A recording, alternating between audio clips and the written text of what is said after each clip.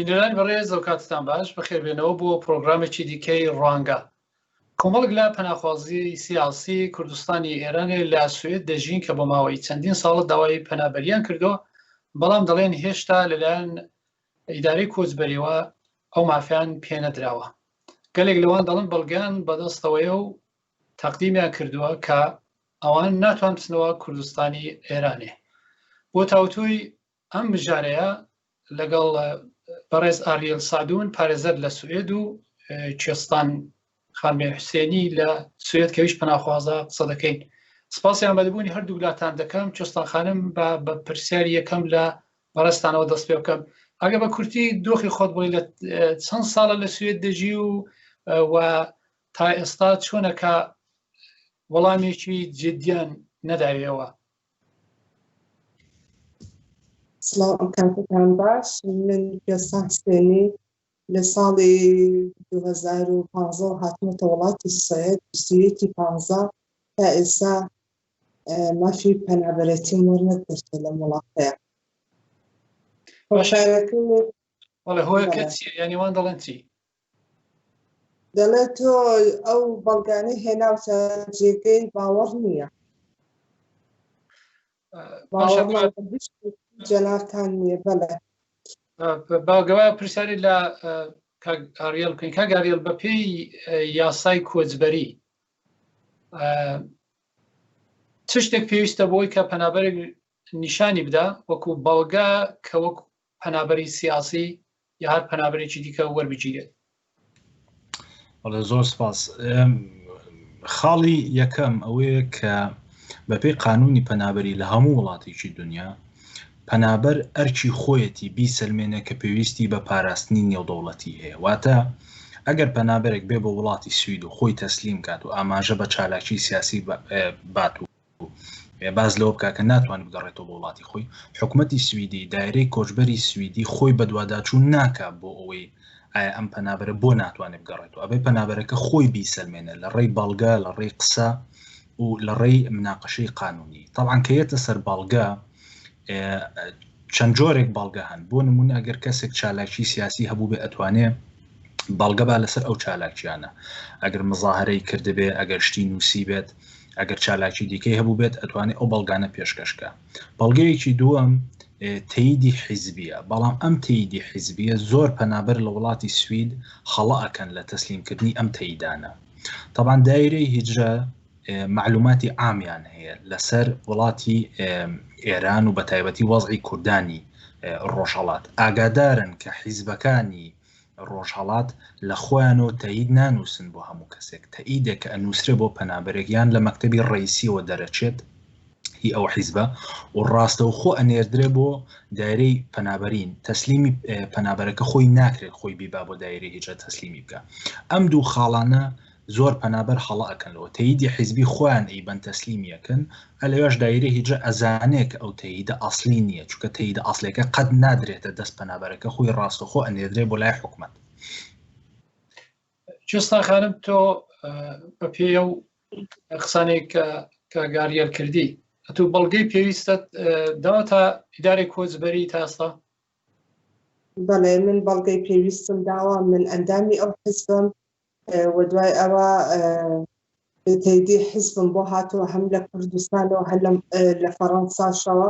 تەییدیەکەشم خراوەتە سەر ئیمێڵی ئیدارەی میگرافۆن، نەک بەدەستی من بیبەم و تەحمیلی ئەوانی بدەم. و دوای ئەوە شناسنامە داوای شناسنامەم بێت. وەختێ شناسنامەم نەبێ بڕم دەکرێت بێنم. دەڵێ شناسنامەم نییە، دەڵێ دەبێ هەر شناسنامە بێنی بیسەلمێنی خەڵکی چ وڵاتێکی دێمەگەر من ئەوە تا دەڵێن من لە ماڵی شەهید بوو ئەندامی ئەو حیزبم، هەتانت باجی کۆنفرانس و زۆر شت کە لێرە تەییدیان بۆ ناردوومەتە سەر پەروەندەکەم هیچیان قبوڵ نییە. دەڵێ ئەو شتانەی تۆ هەمووی دروستکراوە. زۆر باشە. کاک ئاریێل، تۆ گوێ لە قسەکانی کوێستان خانم بوو. مادام ئەگەر پەیوەندی بە حیزبێکە و بێت و ئەو حیزبەش تەییدی کردبێت، تۆ پێت وایە گرفتەکە لەکوێدایە کە تا ئێستا بە فەرمی وەرنەگیراوە بە پەناخواست؟ طبعا من ئاگاداری وردەکاری کەیسی ئەو بەڕێزەنیم، بەڵام بە شێوەیەکی عام هەندێک جار بەڵگەی بە قۆتیش هەبێ بۆ چالاکی سیاسی ئەوە بەز نییە بۆ ئەوەی حکومەتی ئێرە قەنەعات بکات و ئیقامە با بە شەخسەکە. ئەو بەڵگانەی کە تەسلیمەکرێن وەکو یارمەتی دەرێکن بۆ قسەی ئەو پەنابەرە کاتێکە خۆی تەسلیمەکە. بەڵگەی ڕئیسی قسەی ئەو پەنابەرەیە لە کاتی مقابلەیە لەگەڵ دایرەی هیجرا، ئەبێ ئەو پەنابەرە بتوانێت بە شێوەیەکی باوەڕ پێکرا و ورد و قەنەعات پێکرا و باسی چالاکیەکانی خۆی بکات و باز لەوە بکە بۆ ژیانی لە مەترسیایە، چۆن ئەزانێ ژیانی لە مەترسیایە، چۆن ئەو زانیارەیە پێگەیشتووە، بە چ شێوەیەک حکومەت بەدوایەوە ئەگەڕێن، حکومەت ئەمری گرتنی دەرکردو یان دەری نەکردو، یان لە ڕێی چ کەسێکەوە ئەم معلوماتە گەیشتۆتە دەست پەنابەرەکە کە ژیانی لە مەترسیایە. معلوماتی یەکەمە، معلوماتی دەستی دووە، دەستی سێ، ئەمە هەمووی خاڵی گرنگن کە تەسیرە کاتە سەر دایرەی هیچە بۆی ئەوان باوەڕ بۆ پەنابەرە بکەن. شوستان خانم، تۆ بەیداری کۆچبەری سەلماندۆ کە خەڵکی کوردستانی ئێرانی و ناشتوانی بگەڕێەوە؟ بەڵێ، من پێیانم وتووە وەختی خۆی ماڵی بابوشتم هاتوونەتە دەرێ لە کوردستانی باشوورە، من هاتوومەتە دنیاوە. حەتانەت ئەوەشم پێ وتووە لە ساڵی چەنە هاتوومەتە دنیا و دوای ئەوە لە تەمەنی 14 ساڵیمە زەواجم کردووە. یعنی ئەو شتانم هەمووی بۆ ڕوو کردوونەتەوە، پێیانم وتووە. بەس ئەوان هیچ شتێکی منیا قبوڵ نییە. من وەکیلێکم بۆ دانرا بوو بنێوی دانیال ڕۆس، وەکیلەکەم تەرد و ڕەبزیشم وەرگرت لەم وڵاتە تا ئێستا منی بانگ نەکردووە، حەتانەت پێم بڵێت کە تۆ ئەبەو شێوەیە تەرد و ڕەبزی وەرگرتووە. من وەکیلەکەم هیچ کارێکی بۆ نەکردم، هیچ کارێکی بۆم نەکردو وەکیلەکەم. کاگاریە لەگەڵ پەناخوازی دیکەش قسەم کردو، گرفتی باڵێن ناسنامە یا ئایدنتیتی بۆوان بۆتە گرفتێک، بۆ معنای کە هەشە وەکو کوێستان خانمێ با بڵێن مێردەکەی خەڵکی کوردستانی ئێرانێ، بەڵام خۆی لەوێ لە دایک بۆ و با بڵێن مێردی کردو، یان پەناخواسەیە هەر خۆی لە کوردستانی عێراق لە دایک بۆ ئەوە لە حاڵەتێکدا کە ناتوانێت بچێتەوە کوردستانی ئێرانێ ناسنامە وەربەگرێ و لەو دەمیشدا ئەسڵان حکوومەتی هەریم هەر پێک نەهاتبوو. ئایا ئەنگۆ وەکو ئیداری کۆچبەری ئاگاداری ئەوەنە کە ڕەنگە دۆخی واش بێتە پێشێ؟ بەڵێ، ئەوەش حاڵەتی دەگمەن نییە، بەداخەوە زۆر پەنابەر هەیە لە وڵاتی سوید بە کوردیەکەی نە عێراقین و نە ئێرانیشن و مستەمسەکی هیچ وڵاتێکیان پێ نییە و ناشتوانن بیسەلمێنن کە ڕەبتیان بە یەکێک لەو وڵاتانەوە نییە یان ڕەبتیان بە وڵاتێک یەکێک لە وڵاتانەوە هەیە. لەو حاڵەتەیە چەند ڕێگایەکی دیکە هەیە بۆی ئەو پەنابەرە بتوانێت بیسەلمێنێت، بەڵام ئەما گەڕێتەوە بۆ نەزانینی چەند پارێزەرێک بۆ پرۆسەی یاسایی. ئێستا بۆ نمونە بە ڕێزێک هیچ مستەمسەکێکی ڕسمی نەبێ هی وڵاتی ئێران یان هیچ مستەمسەکێکی ڕسمی نەبێ بە وڵاتی عێراق، ئەتوانێت لە ڕێی پارێزەرەکەیەوە داوایەکی ڕسمی تەقدیم کە دایرەی هیجرە پەیوەندی بکەن بە ئینتەرپۆلی ئەو وڵاتەوە، داوای راپۆرتێکی تایبەت بکەن کە ئەم بەڕێزە لە سیستەمی ئەو وڵاتەیە هەیە یان نا. ئەگەر هەر هەیە چم مستەمسەکێکی خۆپێناساندن لە سیستەمی ئەم حکومەتەیە دەرکراوە بۆ ئەم بەڕێزە. بەڵام ئەمە هەمووی ئەگەڕێتەوە بۆ ئەوەی بەڕای من زۆر پەنابەر کاتێککە دێن بە وڵاتی سویدیان ئەڕۆن بۆ وڵاتێکی تر مەبلەغێکی زۆر پارەیەکی زۆر سەرفەکەن تاکو ئەگەنە وڵاتەکە، بەڵام کە ئەگەنە وڵاتەکە هەم پەنابەری دیکە قسەی هەڵەیان بۆکەن، معلوماتی هەڵەیان ئێنێ، شتی نادروستیان پێ ئەڵێن و هەم خۆشیان وەکو پێویست بە دوواداچوو ناکەن بۆ قانونی ئەو وڵاتە. کوێستا خانمە دیارە تۆ دوو منداڵیش لەگەڵە، ئەگەر بکرێت بە گشتی دۆخی خۆت و منداڵەکان ئێستا چۆنە؟ بەڵێ، من دۆخی مناڵەکانم کچەکەم لە بەشی یمناسی دەخوێنێ، ئەو مەدرسە ناکات، ئێستا ناهێڵم بچێتە مەدرسە، لەمە کاتیان لێ سندۆتەوە، کوڕەکەشم کلاسی حەوتە. دۆخی مناڵەکانم بڵێم باشە، هیچ وەخت باش نییە، پوڵیان لێ بڕیوە لە کچەکەم تقریبەنەوە بۆ 5 جوانە بێ پوڵیان پێ نەداوە، لەمە کاتیان لێ سندۆتەوە. پێویستی بە دکتۆر بوو کە نەیتوانێت بڕاتە دکتۆر چکار بە خااتێر لەما کاتی نییە بڕاتە دکتۆر. دۆخی مناڵەکانم ئیسترێس و ناڕەحەتی و یعنی بەڕاستی وەکو ئەو کەسانە کە لە ئێرەن و لە وڵاتیان مناڵی بە چۆن بە چ شێوێک پێت بڵێم یعنی ڕەفیقکە من لە ناو ڕەفیقەکانیا بەڕاستی ڕەفیقکە من دەرەت چەند ڕۆژ لەوە پێش زۆر خراپە بەڕاستی وەزمان خراپ چەند ڕۆژ لەوە پێش پەناخوازێک لە سویسێ بە ناوی مەسعودی قەدیری دوایەوەی کە 2 ساڵ لەوێ دەمێنێتەوە مافی پەناخوازیان پێنەداوە و کتویانە دەبێت بگەڕێتەوە بۆ ئێرانێ ئەویش بەوە گەلێک تێکچۆ و بارحاڵ بڕیاری داوەکە خۆ بکوژێت ئاخرەکەی لە کۆتاییدا خۆی خستۆتە پێشدام قەتار جا لە پێشتا دەچین چاو لە کورتە ڤیددیۆیەکی دەکەین کە بۆنەی بە خاک ئەسپاردنی مەسعود قەدیریە دەدوایدا دەگەڕێنەوە لاتەن لەبێ دەرێ جوانێک کورد کاک مەسعود گۆ ji Kurdistana İranê ji mehabatê darê hat vê derê ku li bokanê jiyan dikir hat kolanê Ewropa ne ji ber xwe hat ev di heman demê de trajediya gelê Kurd di hundirê vê tabûtê veşartiyana لە پەیوەندی مەرجی ئەو پەناخوازەدا مەسعودی قەدیری لەگەڵ یەکێک لە پەناخوازان قسەم کرد کە باسی دۆخی وەرگرتنی پەنابەری لە سویسدا کرد کە دیارە ئەو بە ئاشکرای کوتی کە سوپای پاسدارانی ئێرانێ لە ڕێگای هێندێک کەسەوە دەستدا کەیسەکان وەردەدات گوێ لە قسەکانی ڕادەگرین و دوای دەگەڕێنەوە لاتە بۆ خۆشم بە دوواداچوونێکم بۆ کرد کە ئەو کەیسانەی وە لەلایەن پەنابەرەکانەوە دەدرێت بە ئیدارەی مهاجرەتی وڵاتی سوئیس بە ڕێگەیەکی زۆر نایاساییەوە دەدرێتە سری ڕابەتەکانیان لەگەڵ کۆنسولگەری ئێران لێرە و هەروەها سفارەتی خۆیان لە تاران بۆ بە قەولی خۆیان ڕاستی ئازمایی نێوی ئەو دوو کەسەش بڵاو بۆتەوە ئەو دوو کەسە کە چێن وا دیارە جەماعەتێکی زۆری دیکەش هەر دەناڵن ئەو دوو کەسە سەر بە سوپای پاسدارانن هەدەفیشیان دەقیقەن ئەوەیە کە ئەو جەماعەتی وەک پەنابەرێک دێنە دەرێ لە ئێران کە هیچ کات نەتوان ژیانێکی ڕاحەت و ئاسوودە و ئازادیەک ببینن کاگەریە با ئەو پرسیار لە بەرزتان بکەم ئایا ئەوەندەی کە ئێوە ئاگادار بن تا ئێستا نمونەیە کەیسێک هەبوو کوردستانی ئێرانە بێت کە کەیسێکی سیاسی دابێت بەڵام وابوو بێت کە لەلایەن ئێرانەوە دەست لە کەیسەکەی وەردرابێ و پەناخوازی پێنەدرابێ وەکی و برادرە دەڵێ لە سویسێ وایە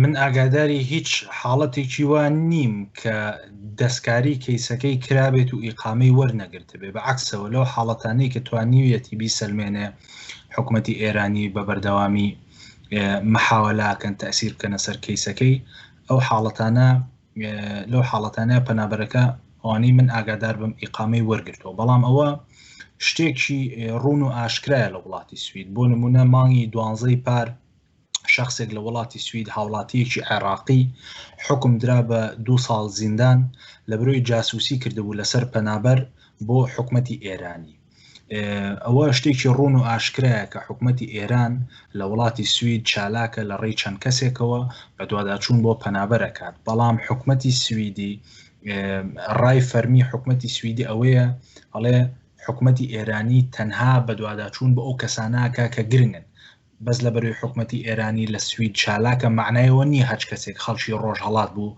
ئەکەوێتە ژێر مەترسیەوە نە ئەبێ ئەو پەنابەرە بیسەلمێنێت کە چالاکیە سیاسیەکانی کەوتونەتە لای حکوومەت کە حکوومەت ئاگاداری ئەو چالاکیانن بۆەوەی ئەوە بتوانرێت بەکاربهێنرێت وەکو مناقەشەیەک لە کەیسەکەیە ئەو چەند پەناخوازێک کە قسەم لەگەڵ کردوونە تا ئێستا بە تایبەتی باسیەوە دەکەن کە لە ژێر گوشارێکی زۆردان و لە ژێر گوشاری تەنانەت لە نێو خۆی بنەماڵشدا دۆخیان باش نییە یەکێک لە پەنابەران ئەوە باسی دۆخی خۆی دەکات وەکە لە وڵاتی سوێد دەبژێرێ بە لە بەرامبەر پەنابەردا بەگشتی ئیدارەی مهاجرەت کە بەرەنگاری خەڵک دەبێتەوە سەرەتا فشار هینانە و کە زەختیان لێ دەکەن بۆیە کە تەسلیم بە ئەوان بن بۆ ئەوەی کە بنێرنێ وڵاتی خۆیان کێشەکانی کە دروستیان دەکەن بۆ خەڵکانی کە ڕازی نییە بچنە وڵاتێکی خۆیان دیارە زۆربەیان سیاسی نە بە تایبەتی کوردەکان ناتوان بەهۆی سیاسیانەوە لێرە ماوەیەک دەمێننەوە 3 ساڵ 5 ساڵ ماونەتەوە کە کێشەکان زۆر بوونە کێشەی عایلی دروست دەبێت کێشەی ئسترێس نەخۆشی دەرونی دەگرن زیابوونەوەی ژنومێر بە تایبەتی سۆسیال کە بەرەنگاریان دەبێتەوە دوایی بەرەبەرە کاریگەری دەسەدان لەسەر منداڵەکان و دوای سۆسیال لە بەهانە دەگەڕێت منداڵەکان لە دایک و باب دەستێنیتەوە بەداخەوە ئەو شتانە زۆر هەنا هەتا خودکوشی هەبوو لە وڵاتە. جۆستان بە بگەڕێمەوە لای بەڕێستان ئێوە نامێکتان لە ئیداری کۆچبەری بۆ هاتبوو چەند ڕۆژ لەوە پێش کە داوایان کرد بوو 28 ئاگوست بچێ ئیداری کۆچبەری لەوێ تێدا هاتووە کە باسی گەڕانەوەی تۆ بکەن یعنی ئەوەندەی تۆ ئاگاداربی ئیداری کۆچبەری دەهێت تۆ بۆ چۆ بگەڕێنێتەوە. بەڵێ من ئەو پۆستی کە بۆم هاتووە هەمناوی مناڵەکانیانە و دوای ئەوەش پێ نەنووسراوە بۆ چ وڵاتێکت دەنێرینەوە تا ئێستا نازانم من بۆ چ وڵاتێ نێژنەوە بە دوای ئەوە لەسەر پۆستەکە نووسرا بوو تو بووی دەگەر ناتوانیت تۆ ئەو ڕۆژە حزورت بێ دەتوانێت ئسمسمان بۆ بێری یاخود تەلەفۆنمان بۆ بکەیت ئێمە ئاگادار بکەیتەوە کە تۆ ناتوانێت ئەو ڕۆژە بێت. منیش حاڵم باش نەبوو وتم من ناتوانم بێم وتی مادام تۆ نایێت ئێمە کێسەکەمان داوە بە پۆلیس ئێستا کێسی من لە ژێردەستی پۆلیسایە و پوڵیان بڕیوم ئەلەما کارتەکەیان ڕاگرتوم و ماڵەکەیشیان لێستەندومەتەوە ئێستا بە خاترەوەی کە شەم و یەکشەممەت نەهاتون ماڵەکەم لێ بسێننەوە قەرارە بەیانی بێن ماڵەکەیشم لێ بسێننەوە دەڵێ بڕۆ بۆ کوێ دەڕۆی بڕۆ منیش هەستان بە خاتری گیانی مناڵەکان و بە خاتری خۆم و هەستان ڕۆشتم بۆ وڵاتی دانیمارک و پەنام هێنا بۆ وڵاتانی دەوری بەرە بە خاتری ئەوەی کە ئەو من دەنێرێتەوە دیپۆرتم ئەکاتەوە بە 2 مناڵەوە 5 ساڵە هەم لەم وڵاتەیە نەمافی ئینسانەتی تایە نەمافی مناڵی تایە نازانم چۆن باسی بکەم یعنی معزەرەتم هەیە خەجاڵەتم ئەو قسەیەش دەکەم وەکو حیوانە چاوی لە ئێمە کردووە. قەرارە بەیانی بێن ببەخشە قەرارە بەیانی بێن ماڵەکەی من پڕدەنە سەر جادە و من لەگەڵ 2 مناڵە خە لەسەر جادەوە خە لەسەر خیابان لە چی وجدان لێکا هەز ئەمە مافی ئینسانە ئەمە مافی مناڵە. کاگاریێل بە پێی یاسایی کۆچبەری ڕێگا دەدرێت کە کەسێک بۆ ماوەی چەند ساڵان لە سوێدێ بێ بەڵام دیپۆرتی وڵاتێکی دیکەی بکەنەوە. پێش هەموو شتێک ئەمێ ئەوە بڵێم کە من تێگەشتنی تەواوم هەیە بۆ ئەو بەڕێزە کە حاڵەتێکی زۆر ناخۆشە بەڵام ئەو تەسەڕوفاتەی حکومەتی سویدی و دایرەی هیجرە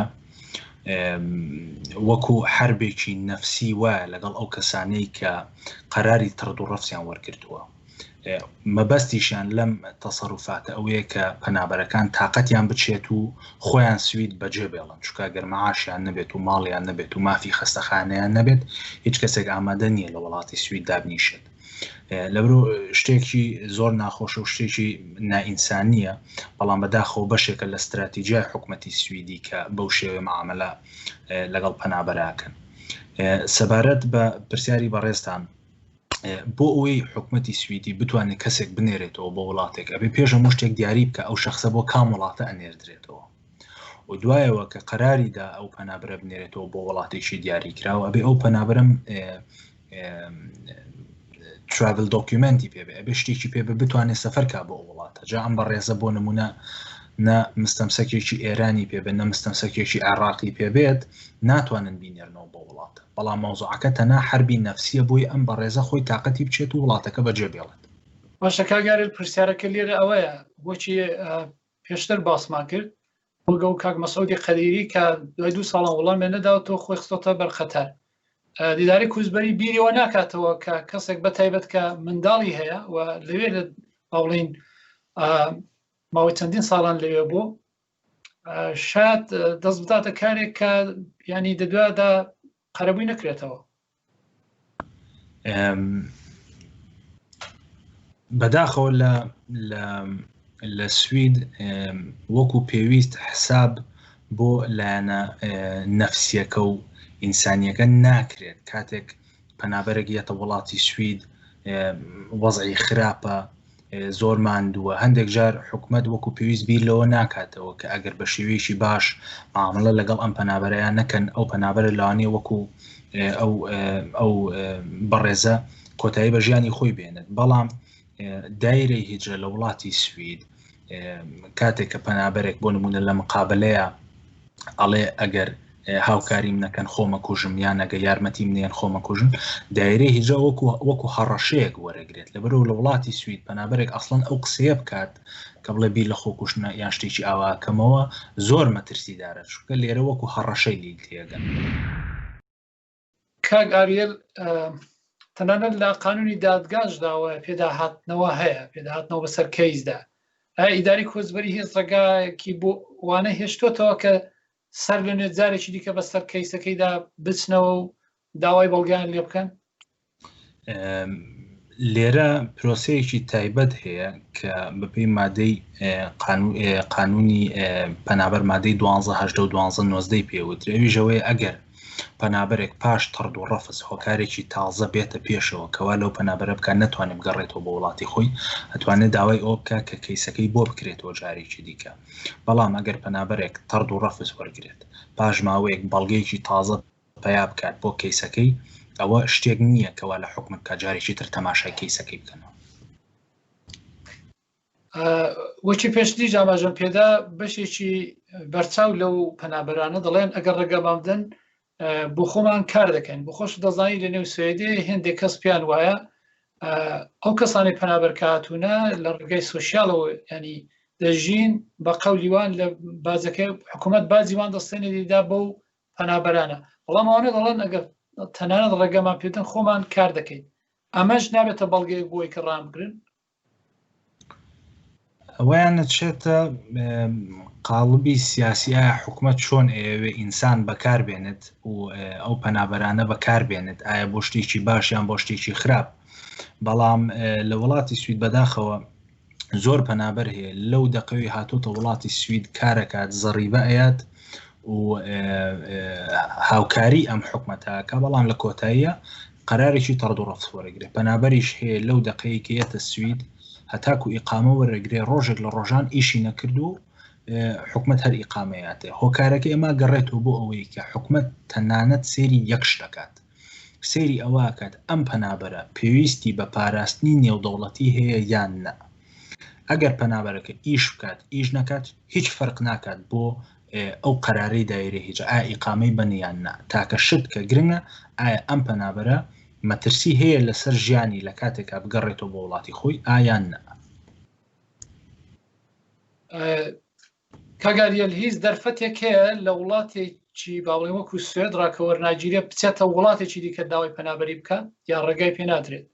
نەخێرەوە گەڕێتەوە بۆ یاسای دەبلین کە یاسایەکی یەکێتی ئەوروپایە بریتێ لەوەی کە وڵاتەکانی یەکێتی ئەوروپا بەپێی پرۆسەیەکی دیاریکرا و قەرارێن چ وڵاتێک مەسوولە لە پەنابەرێک. پەنابەرێک ئەگە لە وڵاتی سوید قەراری تەڕد و ڕەفز وەرگێت دوایی بڕوا بۆ وڵاتێکی دیکە ئەگەر لەو وڵاتە کەشف بێت کە ئەو پەنابەرە پێشووتر لە سوید تەڕد و ڕەفزی وەرگرتووە ئەرچی سەرشانی ئەو وڵاتە تازەیە کە پەنابەرەکە بگەڕێنێتەوە بۆ وڵاتی سوید بۆی وڵاتی سوید قەراری تەڕد و ڕەفزەکە جێبەجێ بکات. طبعاً لە هەندێک حاڵەتە ئەو وڵاتەی کە پەنابەرەکە بۆی ئەڕوات یان تااقەتی نییە پەنابەرەکە بگەڕێنێتەوە یان پەنجەمۆری ئەو پەنابەرە کەشف نابێت. بۆ نمونە ماوەیەکی زۆر ئیتالیا ئەم مشکلەی هەبوو کە پەنجەمۆرەکان کەشف نابوون هەندێک کەسی زۆر کە لە وڵاتی سوید تەڕد و ڕەفزیان وەرگرت بوو ڕۆشتن بۆ ئیتالیا و لە ئیتالیا ئیقامەیان وەرگرت. بەڵام ئالێرە خاڵێکی زۆر گرنگ هەیە کە پێم خۆشە ئاماژەی پێ بم ئەوی ژەوەیە هەچ پەنابەرێک کە یەت بە وڵاتی سوید زۆر گرنگە ئەمە بزانێت کە هەموو کەسێک یەت بە وڵاتی سوید وەکو پەرداخی ئاو وایە ئەو پەرداخە کولی جارێک ئەو پەنابەرە ڕەفسێک وەرگێت بەرەبەرە ئەو پەرداخە ئاویتیان نامێنێت کە بەتاڵ بوو ئەتر ئەو پەنابەرە هەر شتێک بکات ئیقامە وەرناگرێت. دەرچوون لە وڵاتی سوید بۆ وڵاتێکی تر لای حکومەتی سویدی وەکو شتێکی خراپ تەماشای لێکرێت، چونکە وا تەماشای لێکرێت کە ئەو پەنابەرە ڕێزی لە قەراری حکومەتی سویدی نەگرتووە. من هیچ کاتێک لەگەڵ ئەویان نیم پەنابەر وڵاتی سوید بەجێ بێڵێت دوای قەراری تەرد و ڕەفز، چونکە تەنها شت کە بەدەستی هێنە مشکلەی زیاترە بۆ خۆی. طبعاً تێگەیشتنم هەیە هەندێک پەنابەر ڕێگەچارەی دیکە نییە، نە ئەتوانێ بژی، نە ماڵی هەیە، نە معاشی هەیە، نە هیچ شتێکی هەیە، بەڵام هەتاکو بۆی بکرێت محاولە بکە سوید بەجێ نەهێڵێت، چونکە تاکە شت کە بەدەستی هێنێ سەرێشە و مشکلەی زیاترە بۆ خۆی. جستان خانم تۆ ئاماژت بە پارێزەرەکەت کرد، ئەگەر دەزانی پارێزەرەکەت کارێکی وتت بۆ ناکا بۆ هەوڵت نەدەدا بچی پارێزەرێکی دیکە بدۆزێەوە کارەکان بۆ بکە؟ بەڵێ من لە دایرەی میکرۆفۆن داوام کرد، وتم دەمەوێت پارێزەرەکەم بگۆڕم، وتی تازە ئەوە پارێزەری تۆیە ناتوانێت بگۆڕیت هیچ وەخت.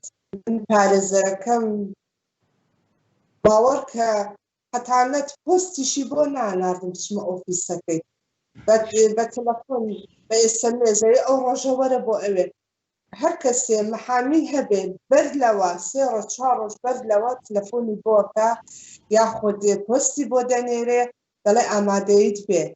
ئەو هیچ وەخت پۆستی بۆ من نەناردووە، وەختێک کە ڕۆشتوشم بە پوڵی خۆم ڕۆشتومەتە ئەوێ حتانەت پوڵی ئەوەشیان بۆ تێ نەکردومەتە بچمەتە لای وەکیلەکە. کاک ئاریەل وەکو دوایین پرسیار وەکو پارێزەرێکە لە ئاشنایی بە یاسای کۆچبەری وڵاتی سوێد، پێشنیارت چییە بۆ ئەو پەناخوازانەی بە تایبەتی کوردستانی ئێرانێک کە چەندین ساڵە لەوێن و بە فەرمی وەرنەگیراون؟ ینی پێشنیارەکەت بەوان چییە؟ یا بۆ ئەوانەی کە بیان هەیە ئەو نوێنەی کە ئەو کەسانی کە نوێنە و دان هەوێ بێنە وڵاتی سوێد؟ با لەوە دەست پێ بکەین پەنابەرێک کە تازە یەتە وڵاتی سوید پێویستە بیر لە چی بکاتەوە بۆی تووشی کێشە و مەشارچی نەبێت. خاڵی یەکەم پێویستە ئەو پەنابەرە بە دوواداچوونێکی تەواو بکات بۆ ئەوەی پارێزەرێکی باش بۆ خۆی بدۆزێتەوە. هەندێک پارێزەر هەیە بۆ کەیسێک باشە، بۆ کەیسێکی دیکە خراپە. پارێزەریش وەکو هەموو کاسبکارێکی تر هەیە، وەکو هەموو کاسبکارێکی تر وایە. هەندێک پارێزەر بۆ مەعاش کارەکەن، هەندێک پارێزەر بۆ خۆشەویستی پیشەکەیان کارەکەن. زۆر گرنگە پەنابەرێک کە یەتە وڵاتی سوید یەکەم شت کە بیکات موعیدێک وەرگرێت لای پارێزەرێک پێشەوەی بڕوا خۆی تەسلیم کات، بۆی پرسیاری قانونی وڵاتی سوید بکات، بۆ ئەوەی کاتێک کە ئەڕاتە لای دایرەی هیجرە بە چاڕوونیەکی هەبێ بزانێت چ پرۆسێک لە بەردەمیایەتی. ئەوە یەکەم. دووەم پێویستە ئەو پەنابەرانی کە هێنە وڵاتی سوید لەوە تێبگەن کە حکومەتی سویدی خێریان پێ ناکات، ئەمە مافێکی ئینسانی خۆیانە بێن بە وڵاتی سوید و خۆیان تەسلیم کەن. وەکو نمونە ئەگەر پەنابەرێک لە کاتی مقابلە لای دایرەی هیجرە لە متەرجیمێک تێنەگەیشت، ئەبێ ئەو پەنابەرە داوای مافی خۆی بکات، ئەبێت داوای ئەوە بکات کە متەرجیمێکی دیکەی بۆ بێنن، متەرجیمێک کە بە زمانی خۆی قساکە یان کە لی تێگە، نابێ ئەوەنە شەرم بکات لەوەی کە داوای مافەکانی خۆی بکات. سەبارەت بەو کەسانەی کە ماوەیەکی زۆرە لە وڵاتی سویدن و کە قەراری تەرد و ڕەفزیان وەرگرتووە، بەڕای من بۆ ئەو بەڕێزانە گرنگترین شت ئەوەیە کە هەموو ئەوراق و دۆسیەی کەیسەکەیان کۆبکەنەوە، بیبن بۆ لای پارێزەرێکی شارەزا، بۆی ئەو پارێزرە بتوانێت بە دوواداچوونێک بکە بۆ کەیسەکەیان، بزانێت هیچ مادەیەکی قانون ئەیانگرێتەوە، هیچ ڕێگەیەکی تایبەت هەیە کە بتوانرێت هاوکاری ئەم کەسانە بکات. کاتێک کە ڕۆشتن بۆ لای پارێزەرێک و پارێزەرێک پێیوتن کە مستحیلە هیچ ڕێگەیەکی تر نەماوە لە وڵاتی سوید، ئەنجا بیر لە ڕێگەی تر بکەنەوە. سپاسی هەردوو وڵاتان دەکەم، پارێزەر ئاریەل سعدون و جۆستان خانم کە لەگەڵمان بوون، زۆر زۆرتان سپاس دەکەین. بینەران بەڕێز بە زۆر هاتینە کۆتایی پرۆگرامی ڕوانگەی ئەم حەوتوە، هەتا جارێکی دیکە هەر بمێنن بە سڵامەتی.